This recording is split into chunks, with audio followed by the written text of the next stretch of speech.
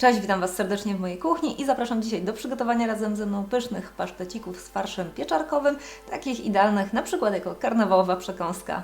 Ten farsz można przygotować z kilkoma opcjonalnymi dodatkami do wyboru, albo po prostu wykorzystać większą ilość pieczarek, także zerknijcie na listę składników i zobaczcie teraz, jak go zrobić. Do miski przesiałam mąkę, na środku zrobiłam zagłębienie i w to zagłębienie rozkruszyłam drożdże. Dolałam też cukier i teraz dolewam pół szklanki ciepłego mleka, takiego po prostu podgrzanego i pod przykryciem musi teraz taki rozczyn zabąbelkować. I w tym czasie ja posiekam cebulę. Gdybym wykorzystywała kapustę, to ugotowałabym ją razem z kminkiem, zielem angielskim i listkami laurowymi przez 15 minut, a potem odcedziła i dokładnie odcisnęła i wykorzystała jako dodatek do farszu, ale robię bez kapusty, także cebulę z połową oleju i z czosnkiem szkle na patelni na niedużym ogniu. Po wierzchu podsypuję odrobinę soli.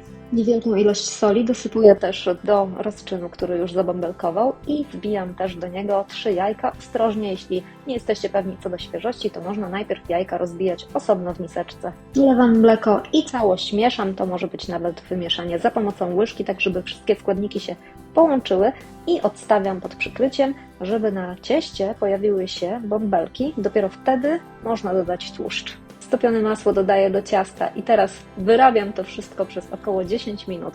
U mnie w robocie, ale oczywiście standardowo, klasycznie, ręcznie. Znów przykrywam, znowu odstawiam do wyrośnięcia, tym razem przez około 1 godzinę. W międzyczasie zdążyła mi się zeszklić już cebula z czosnkiem, więc teraz dodaję wszystkie pokrojone pieczarki. Mieszam i doprawiam solą, pieprzem i chili.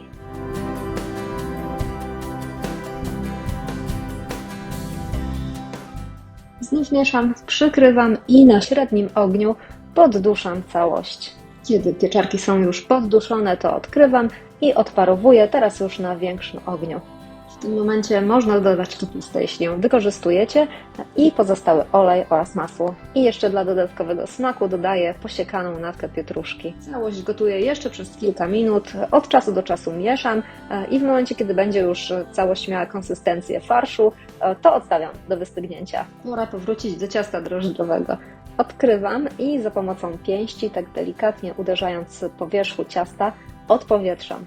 Przykładam na omączoną stolnicę i delikatnie zagniatam, a następnie dzielę na 24 części. Najpierw na 2, potem na 4 i tak dalej. Każdą część ciasta po kolei można rozwałkować delikatnie, ale ja proponuję po prostu rozciągnąć, tak jak rozciąga się ciasto na pizzę, i na środek nałożyć farsz, a potem skleić w taki kształt bardzo dużego pierożka. To będą moje paszteciki.